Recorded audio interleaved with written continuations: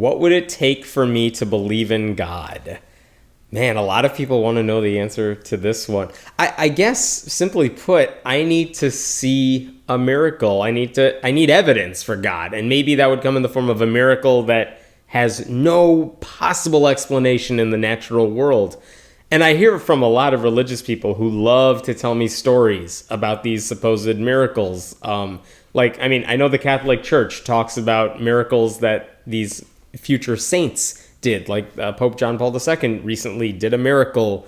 And it's like, well, maybe get some real doctors to look at it instead of like Vatican-sponsored doctors.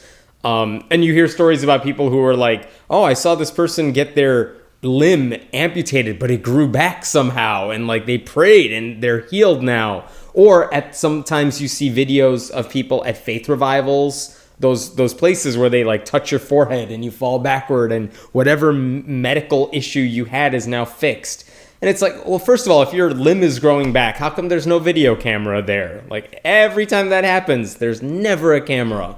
And how come at those revivalist, meetings, let's release the medical records, the before and after of all these people, and let's see it. But they never release the medical records because, of course, they're not actually doing anything. They just want you to think they're doing something.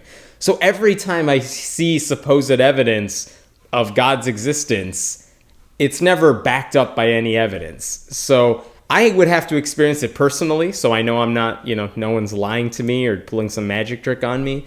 And if it happens somewhere else, let's get some on-the-record proof that, I prayed for something to happen, it did happen, and there's no other possible explanation for it. But, in general, I need some evidence. And what Christians tend to offer are anecdotes, not evidence. And as I've heard people say many times before, the plural of anecdote is not fact. So just because I hear these stories over and over doesn't mean all of a sudden we have proof of God's existence.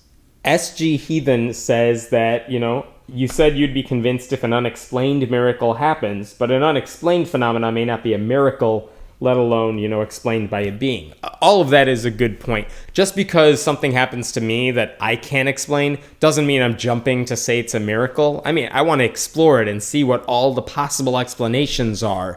And even if I can't explain it, maybe someone else has a better explanation for me, and I should look into that.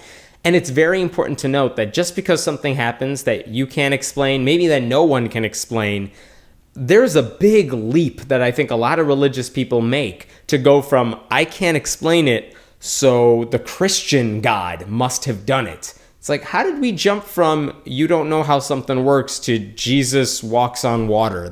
That's a huge leap to say that. So I don't know, if I can't explain something, if no one can explain something, and we know that there is no possible explanation out there that we'll never figure out in the future, and apparently I don't know is not an acceptable answer, then maybe there's something out there that I can't explain. But to jump automatically to say that God did it, that's a cop-out of an answer. Because then we just got to go back to, all right, well, where did God come from? And they can't explain that either. So it's just I think people automatically jump from, if you can't explain something, it must have been God, and it must have been the personal God that you happen to pray to. And they shouldn't be doing that.